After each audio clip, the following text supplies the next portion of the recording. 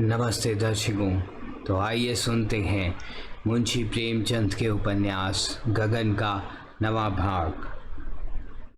संध्या हो गई थी। म्युनिसिपालिटी के अहाते में सन्नाटा छा गया था। कर्मचारी एक एक करके जा रहे थे। बेहतर कमरों में झाड़ू लगा रहा था। चपरासियों ने भी जूते पहनना शुरू कर दिया था। खोंचे वाले दिन भर की बिक्री के पैसे गिन रहे थे, पर रमानाथ अपनी कुर्सी पर बैठा रजिस्टर लिख रहा था। आज भी वह प्रातः काल आया था, पर आज भी कोई बड़ा शिकार ना फंसा। वही 10 रुपये मिलकर रह गए। अब अपनी आबरू बचाने को उसके पास और क्या उपाय था। रमा ने रतन को झांसा देने की ठान ली।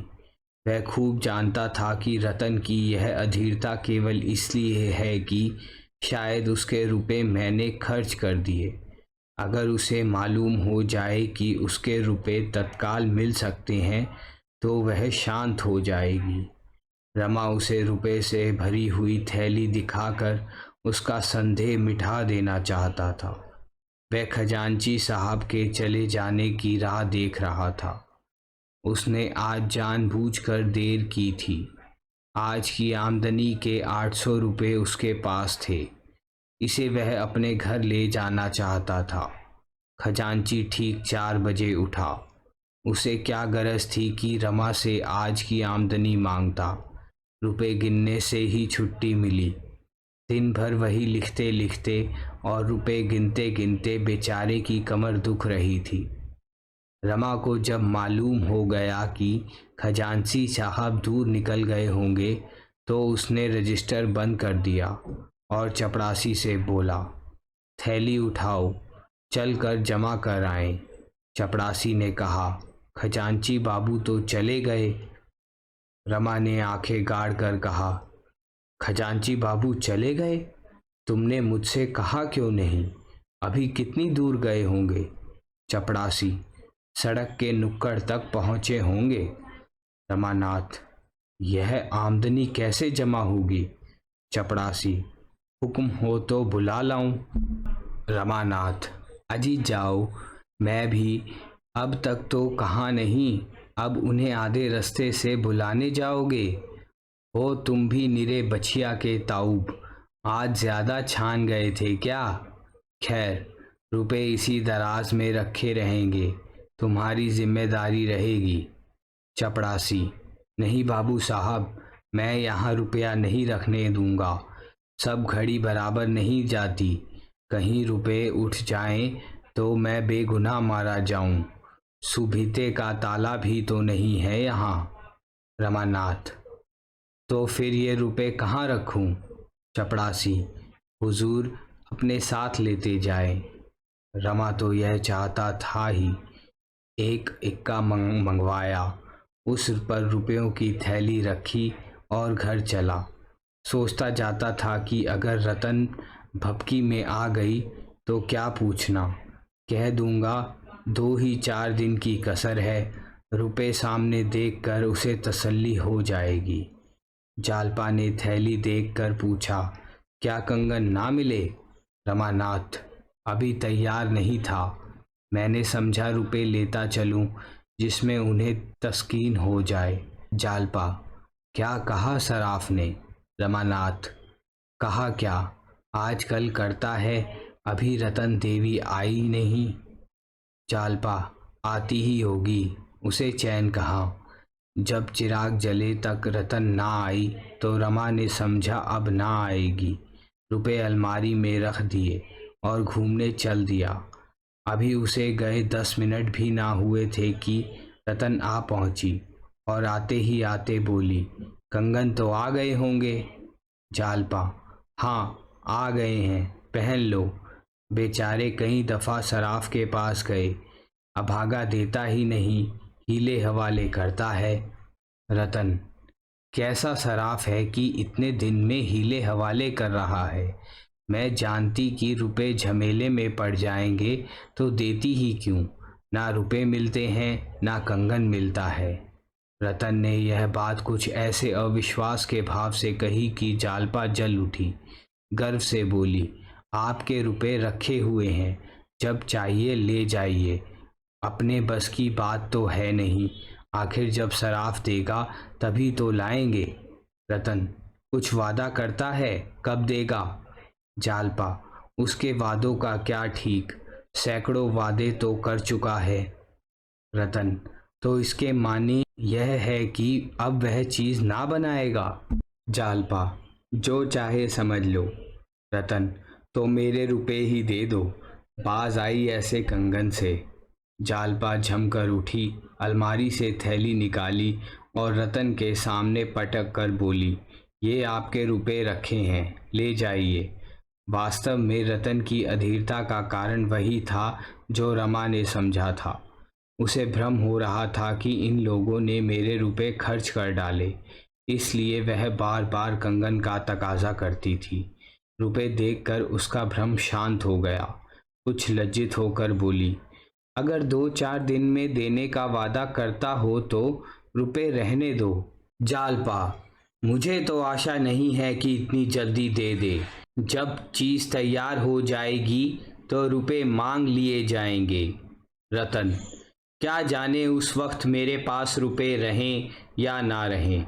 रुपए आते तो दिखाई देते हैं, जाते नहीं दिखाई देते, ना जाने किस तरह उड़ जाते हैं।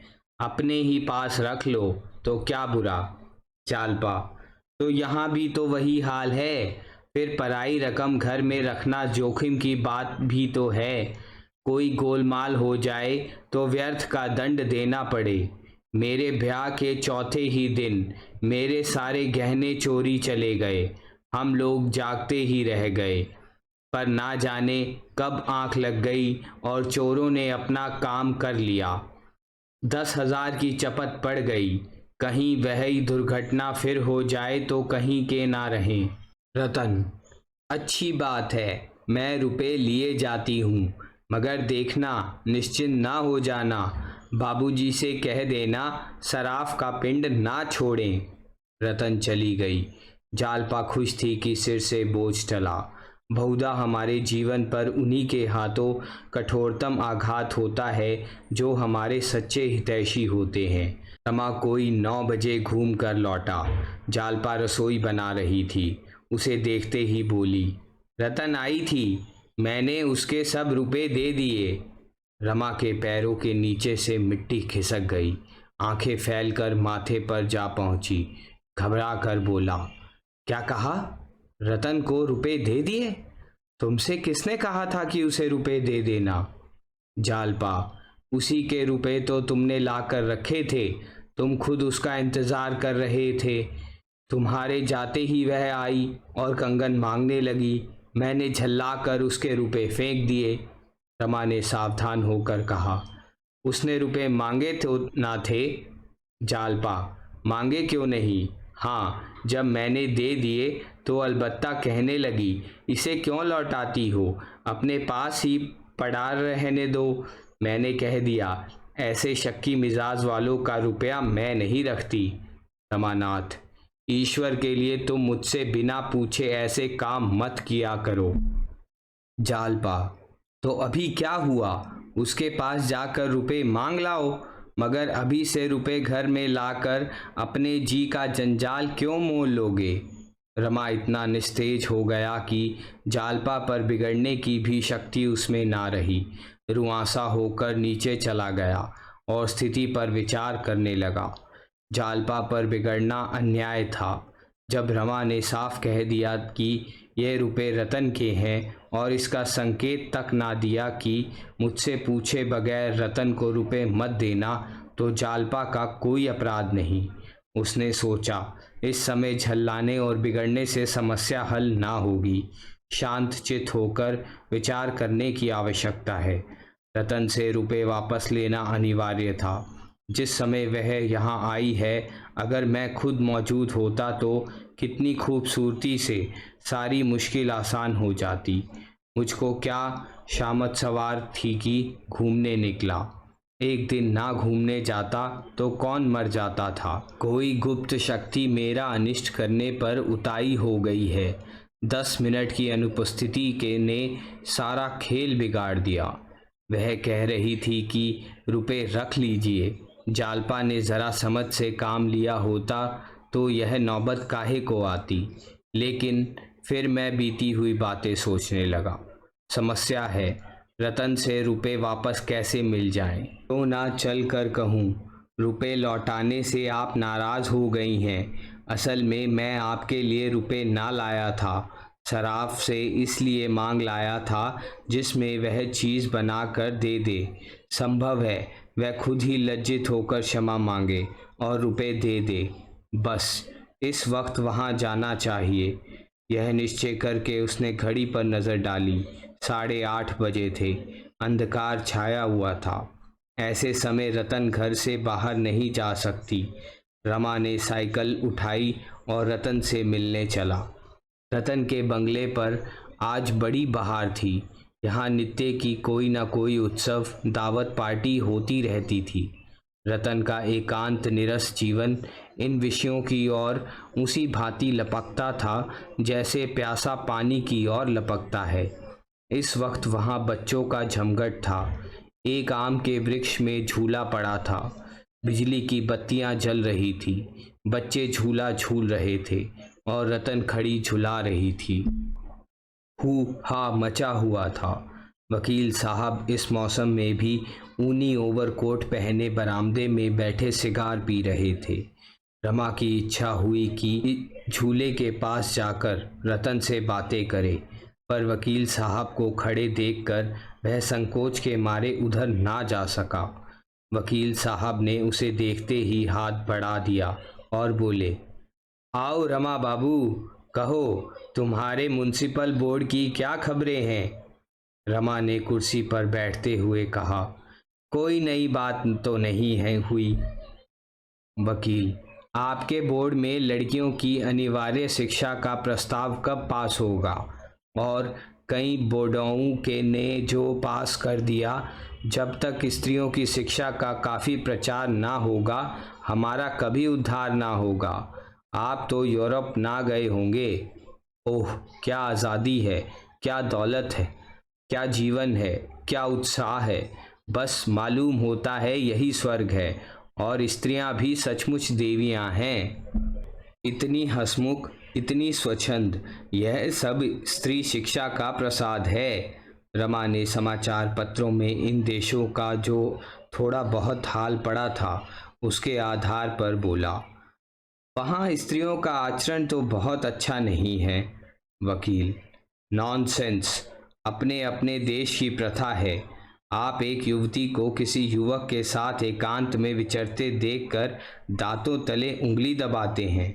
आपका अंतःकरण इतना मलिन हो गया है कि स्त्री पुरुष को एक जगह देखकर आप संदेह किए बिना रह ही नहीं सकते। पर जहाँ लड़के और लड़कियाँ एक साथ शिक्षा पाते हैं, वहाँ यह जाति भेद बहुत महत्व की वस्तु नहीं रह जाती। आपस में स्नेह और सहानुभूति की इतनी बातें पैदा हो जाती हैं कि कामुकता का अंश बहुत थोड़ा रह जाता है। यह समझ लीजिए कि जिस देश में स्त्रियों की जितनी अधिक स्वाधीनता है, वह देश उतना ही सभ्य है। स्त्रियों को कैद में, पर्दे में या पुरुषों से कोसों दूर रखने का तात्पर्य यही निकलता है कि आपके यहाँ जनता इतनी आचार भ्रष्ट है कि स्त्रियों का अपमान करने में ज़रा भी संकोच नहीं करती। युवकों के लिए राजनीति, धर्म, ललित कला, साहित्य, दर्शन, इतिहास, विज्ञान और हजारों ही ऐसे विषय हैं जिनके आधार पर वह युवतियों से गहरी दोस्ती पैदा कर सकते हैं। काम लिप्सा उन देशों के लिए आकर्षण का प्रधान विषय है जहां लोगों की मनोवृत्तियां संकुचित रहती हैं। मैं साल भर यूरोप और अमेरिका में रह चुका हूँ। कितनी ही सुंदरियों के साथ मेरी दोस्ती थी। उनके साथ खेला हूँ, नाचा भी हूँ, पर कभी मुंह से ऐसा शब्द ना निकलता था जिसे सुनकर किसी युवती को लज्जा से सिर झुकाना पड़े। और फिर अच्छे और बुरे कहाँ नहीं हैं। रमा को इस समय इन बातों में कोई आनंद ना आया। वह तो इस समय दूसरी ही चिंता में मग्न था। वकील साहब ने फिर कहा, जब तक हम स्त्री पुरुषों को अबाध रूप से अपना अपना मानसिक विकास ना करने देंगे, हम अवनति की ओर खिसकते चले जाएंगे। बंधनों से समाज का पैर ना बांधिए, उसके गले में कैदी की जंजीर ना डालिए। विधवा विवाह का प्रचार कीजिए, खूब जोरों से कीजिए, लेकिन यह बात मेरी समझ में नहीं आती कि जब कोई अधेड़ आदमी किसी युवती से ब्याह कर लेता है तो क्यों अखबारों में इतना कोहराम मच जाता है। यूरोप में 80 बरस के बूढ़े युवतियों से ब्याह करते हैं, 70 वर्ष की वृद्धाएं युवकों से विवाह करती हैं। कोई कुछ नहीं कहता, किसी को कानों कान खबर भी नहीं होती। हम बूढ़ों को मरने के पहले ही मार डालना चाहते हैं। हालांकि मनुष्य को कभी किसी सहगामिनी की ज़रूरत होती है तो वह बुढ़ापे में, जब उसे हरदम किसी अवलंबन की इच्छा होती है, जब वह परमुखापेक्षी हो जाता है। रमा का ध्यान झूले की ओर था। किसी तरह रतन से दो दो बातें करने का अवसर मिले, इस समय उसकी सबसे बड़ी यही कामना थी। उसका वहां जाना शिष्टाचार के विरुद्ध था। आखिर उसने एक क्षण के बाद झूले की ओर देखकर कहा, यह इतने लड़के किधर से आ गए? वकील, रतनबाई को बाल समाज से बड़ा स्नेह है, ना जाने कहाँ कहाँ से इतने लड़के जमा हो जाते हैं। अगर आपको बच्चों से प्यार हो तो जाइए। रमा तो यह चाहता ही था। चट झूले के पास जा पहुंचा। रतन ने उसे देखकर मुस्कुराई और बोली, इन शैतानों ने मेरी नाक में दम कर रखा है। झूले से इन सबों का पेट ही नहीं भरता। आइए जरा आप भी बेगार कीजिए, मैं तो थक गई। यह कहकर वह पक्के चबूतरे पर बैठ गई। रमा झोंके देने लगा। बच्चों ने नया आदमी देखा तो सब के सब अपनी बारी के लिए उतावले होने लगे। रतन के हाथों 2 बारियां आ चुकी थी, पर यह कैसे हो सकता था कि कुछ लड़के तो तीसरी बार झूले और बाकी बैठे मुंह ताके। 2 उतरते, 2-4 झूले पर बैठ जाते। रमा को बच्चों से नाम मात्र को भी प्रेम ना था, पर इस वक्त फंस गया था। क्या करता? आखिर आधा घंटे की बेगार के बाद उसका जी ऊब गया। घड़ी में 9:30 बज रहे थे। मतलब की बात कैसे छोड़े? रतन तो झूले में इतनी मग्न थी मानो उसे रुपयों की सुध ही नहीं है। सहसा रतन ने झूले के पास जाकर कहा, बाबूजी, मैं बैठती हूँ, मुझे झूला झुलाइए, मगर नीचे से नहीं, झूले पर खड़े होकर पेंग मारिए। रमा बचपन से ही झूले पर बैठते डरता था। एक बार मित्रों ने ज़बरदस्ती झूले पर बैठा दिया तो उसे चक्कर आने लगा, पर इस अनुरोध से उसे झूले पर आने के लिए मजबूर कर दिया। अपनी अयोग्यता कैसे प्रकट करे? रतन 2 बच्चों को लेकर बैठ गई और यह गीत गाने लगी। कदम की डरिया झूला पड़ गयो रे, राधा रानी झूलन आई। रमा झूले पर खड़ा होकर पेंग मारने लगा, लेकिन उसके पांव कांप रहे थे और दिल बैठा जाता था। जब झूला ऊपर से फिरता था तो उसे ऐसा जान पड़ता था मानो कोई तरल वस्तु उसके वक्ष में चुभती चली जाती है। और रतन लड़कियों के साथ गा रही थी, कदम की डरिया झूला पड़ गयो री, राधा रानी झूलन आई। एक क्षण के बाद रतन ने कहा, जरा और बढ़ाइए साहब, आपसे तो झूला बढ़ता ही नहीं। रमा ने लज्जित होकर और जोर लगाया, पर झूला ना बढ़ा। रमा के सिर में चक्कर आने लगा। रतन, आपको पेंग मारना नहीं आता? कभी झूला नहीं झूले? रमा ने झिझकिचाते हुए कहा। हाँ, इधर तो वर्षों से नहीं बैठा। रतन, तो आप इन बच्चों को संभाल कर बैठिए, मैं आपको झुलाऊंगी। अगर उस डाल से ना छू ले तो कहिएगा। रमा के प्राण सूख गए। बोला, अजा तो बहुत देर हो गई है, फिर कभी आऊँगा। रतन, अजी अभी क्या देर हो गई है, 10 भी नहीं बजे। घबराइए नहीं, अभी बहुत रात पड़ी है। खूब झूल कर जाइएगा, कल जालपा को लाइएगा, हम दोनों झूलेंगे। रमा झूले पर से उतर आया तो उसका चेहरा सहमा हुआ था। मालूम होता था अब गिरा, अब गिरा। वह लड़खड़ाता हुआ साइकिल की ओर चला और उस पर बैठकर तुरंत घर भागा। कुछ दूर तक उसे कुछ होश ना रहा। पाँव आप ही आप पैडल घुमाते जाते थे। आधी दूर जाने के बाद उसे होश आया। उसने साइकिल घुमा दी।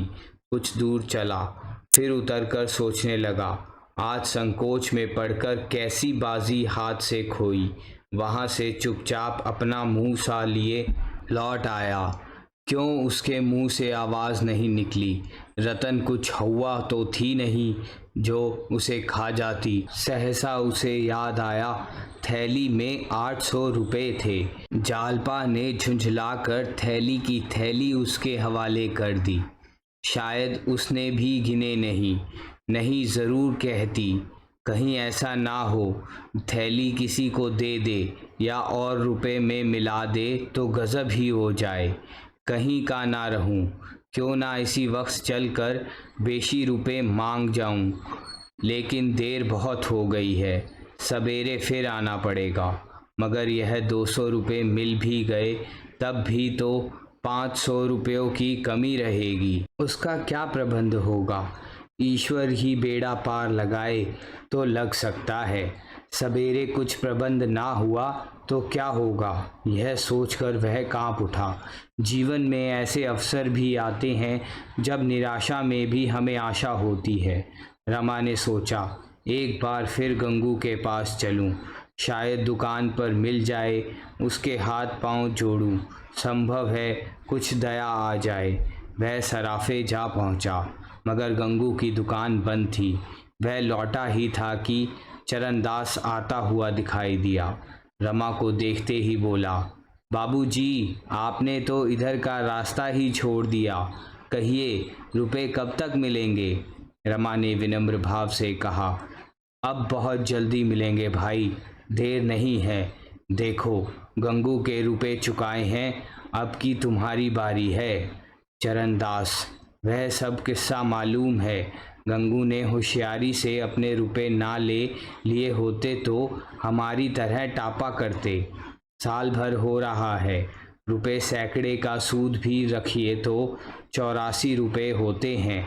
कल आकर हिसाब कर जाइए। सब नहीं तो आधा तिहाई कुछ दे दीजिए।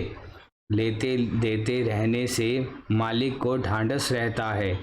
कान में तेल डालकर बैठे रहने से तो उसे शंका होने लगती है कि इनकी नीयत खराब है।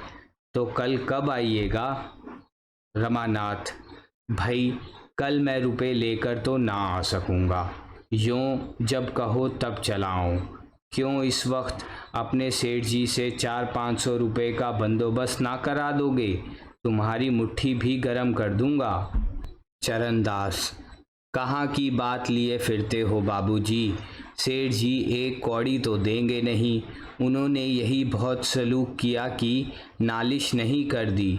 आपके पीछे मुझे बातें सुननी पड़ती हैं, क्या बड़े मुंशी जी से कहना पड़ेगा? रमा ने झल्ला कर कहा, तुम्हारा देनदार मैं हूँ, बड़े मुंशी नहीं हैं। मैं मर नहीं गया हूँ, घर छोड़कर भागा नहीं जाता हूँ। इतने अधीर क्यों होते जाते हो? चरणदास, साल भर हुआ, एक कौड़ी नहीं मिली। अधीर ना हो तो क्या हो, कल कम से कम 200 की गिकर कर रखिए। रमानाथ, मैं कह दिया, मेरे पास अभी रुपए नहीं हैं। चरणदास, रोज गठरी काट काट कर रखते हो, उस पर कहते हो रुपए नहीं हैं। कल रुपए जुटा रखना, कल आदमी जाएगा ज़रूर। रमा ने उसका कोई जवाब ना दिया, आगे बढ़ा। इधर आया ही था कि कुछ काम निकलेगा, उल्टे तकाजा सहना पड़ा। कहीं दुष्ट सचमुच बाबूजी के पास तकाजा ना भेज दे, आग ही हो जाएंगे। जालपा भी समझेगी कैसा लबाड़िया आदमी है। इस समय रमा की आंखों में आंसू तो ना निकलते थे, पर उसका एक एक रोआ रो रहा था। जालपा से अपनी असली हालत छिपाकर उसने कितनी भारी भूल की। वह समझदार औरत है। अगर उसे मालूम हो जाता कि मेरे घर में भूंजी भांग भी नहीं है तो वह मुझे कभी उधार गहने ना लेने देती। उसने तो कभी अपने मुंह से कुछ नहीं कहा। मैं ही अपनी शान जमाने के लिए मरा जा रहा था। इतना बड़ा बोझ सिर पर लेकर भी मैंने क्यों किफ़ायत से काम नहीं लिया। मुझे एक एक पैसा दांतों से पकड़ना चाहिए था। साल भर में मेरी आमदनी सब मिलाकर 1,000 रुपये से कम ना हुई होगी। अगर किफ़ायत से चलता तो इन दोनों महाजनों के आधे आधे रुपए ज़रूर अदा हो जाते, मगर यहाँ तो सिर पर शामत सवार है थी। इसकी क्या ज़रूरत थी कि जालपा मोहल्ले भर की औरतों को जमा करके रोज़ सैर करने जाती। सैकड़ों रुपयों तो तांगे वाले ने ले गया होगा, मगर यहाँ तो उस पर रोब जमाने की पड़ी हुई थी। सारा बाजार जान जाए कि लाला निरे लफंगे हैं, पर अपनी स्त्री ना जानने पाए। बाहरी बुद्धि। दरवाजे के लिए पर्दों की क्या ज़रूरत थी? 2 लैंप क्यों लाया? नई निवाड़ लेकर चारपाइयाँ क्यों बनवाई? उसने रास्ते ही में उन खर्चों का हिसाब तैयार कर लिया जिन्हें उसकी हैसियत के आदमी को टालना चाहिए था। आदमी जब तक स्वस्थ रहता है उसे इसकी चिंता नहीं रहती कि वह क्या खाता है, कितना खाता है, कब खाता है। लेकिन जब कोई विकार उत्पन्न हो जाता है तो उसे याद आती है कि कल मैंने पकौड़ियाँ खाई थी। विजय बहिर्मुखी होती है, पराजय अंतर्मुखी। जालपा ने पूछा, कहाँ चले गए थे? बड़ी देर लगा दी। रमानाथ, तुम्हारे कारण रतन के बंगले पर जाना पड़ा। तुमने सब रुपए उठा कर दे दिए, उसमें 200 रुपये मेरे भी थे। जालपा, तो मुझे क्या मालूम था? तुमने कहा भी तो ना था। मगर उनके पास से रुपए कहीं जा नहीं सकते, वह आप ही भेज देंगी। रमानाथ, माना, पर सरकारी रकम तो कल दाखिल करनी पड़ेगी। जालपा, कल मुझसे 200 रुपये ले लेना, मेरे पास हैं। रमा को विश्वास न आया। बोला, कहीं हो ना तुम्हारे पास? इतने रुपए कहाँ से आए? जालपा, तुम्हें इससे क्या मतलब? मैं तो 200 रुपये देने को कहती हूँ। रमा का चेहरा खिल उठा, कुछ आशा बंधी। 200 रुपये यह दे दे, 200 रुपये रतन से ले लूँ, 100 रुपये मेरे पास हैं ही, तो कुल 300 की कमी रह जाएगी। मगर यही 300 रुपये कहाँ से आएंगे? ऐसा कोई नज़र न आता था जिससे इतने रुपए मिलने की आशा की जा सके। हाँ, अगर रतन सब रुपए दे दे तो बिगड़ी बात बन जाए। आशा का यही एक आधार रह गया था। जब वह खाना खाकर लेटा तो जालपा ने कहा, आज किस सोच में पड़े हो? रमानाथ, सोच किस बात का? क्या मैं उदास हूँ? जालपा, हाँ, किसी चिंता में पड़े हुए हो, मगर मुझसे बताते नहीं हो। रमानाथ, ऐसी कोई बात होती तो तुमसे छिपाता। जालपा, वाह, तुम अपने दिल की बात मुझसे क्यों कहोगे? ऋषियों की आज्ञा नहीं है। रमानाथ, मैं उन ऋषियों के भक्तों में नहीं हूँ। जालपा, वह तो तब मालूम होता जब मैं तुम्हारे हृदय में बैठ कर देखती। रमानाथ, वहाँ तुम अपनी ही प्रतिमा देखती। रात को जालपा ने एक भयंकर स्वप्न देखा। वह चिल्ला पड़ी। रमा ने चौंक कर पूछा, क्या हुआ? जालपा, क्या स्वप्न देख रही हो? जालपा ने इधर उधर घबराई हुई आंखों से देखकर कहा, बड़े संकट में जान पड़ी थी, ना जाने कैसा सपना देख रही थी। रमानाथ, क्या देखा? जालपा, क्या बताऊं, कुछ कहा ही नहीं जाता। देखती थी तुम्हें कहीं सिपाही पकड़े लिए जा रहे हैं। कितना भयंकर रूप था उनका। रमा का खून सूख गया। 2-4 दिन पहले इस स्वप्न को उसने हंसी में उड़ा दिया होता। इस समय वह अपने को संचित होने से ना रोक सका, पर बाहर से हंसकर बोला, तुमने सिपाहियों से पूछा नहीं इन्हें क्यों पकड़े लिए जाते हो? जालपा, तुम्हें हंसी सूझ रही है और मेरा हृदय कांप रहा है। थोड़ी देर के बाद रमा ने नींद में बकना शुरू किया, अम्मा कहे देता हूँ, फिर मेरा मुंह ना देखोगी, मैं डूब मरूंगा। जालपा को अभी तक नींद ना आई थी। भयभीत होकर उसने रमा को जोर से हिलाया और बोली, मुझे तो हंसते थे और खुद बकने लगे, सुनकर रोए खड़े हो गए। स्वप्न देखते थे क्या? रमा ने लज्जित होकर कहा, हाँ जी, ना जाने क्या देख रहा था कि कुछ याद ही नहीं। जालपा ने पूछा, अम्मा जी को क्यों धमका रहे थे?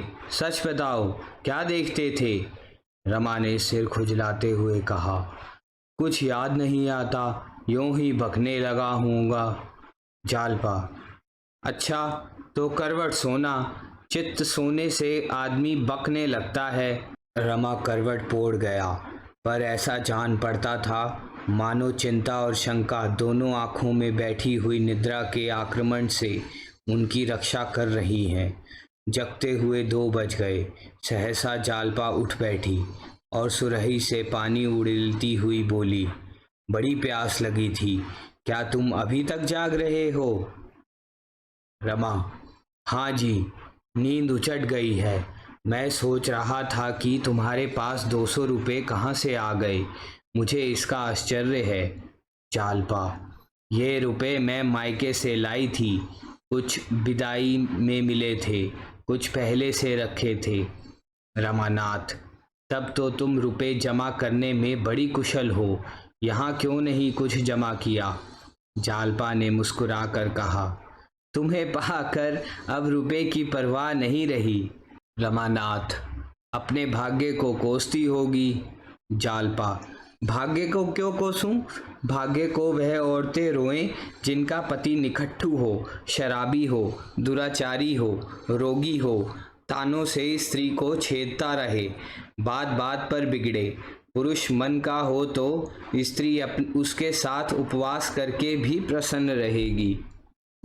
रमा ने विनोद भाव से कहा, तो मैं तुम्हारे मन का हूँ? जालपा ने प्रेमपूर्ण गर्व से कहा, मेरी जो आशा थी उससे तुम कहीं बढ़कर निकले। मेरी 3 सहेलियां हैं, एक का भी पति ऐसा नहीं। एक MA है पर सदा रोगी, दूसरा विद्वान भी है और धनी भी पर वैश्यगामिब, तीसरा घर घुस्सू है और बिल्कुल निकट्ठू। रमा का हृदय गदगद हो उठा। ऐसी प्रेम की मूर्ति और दया की देवी के साथ उसने कितना बड़ा विश्वासघात किया। इतना दुराव रखने पर भी जब इसे मुझसे इतना प्रेम है, तो मैं अगर उससे निष्कपट होकर रहता तो मेरा जीवन कितना आनंदमय होता। इससे आगे की कहानी जानने के लिए सुनिए गबन का अगला भाग। धन्यवाद।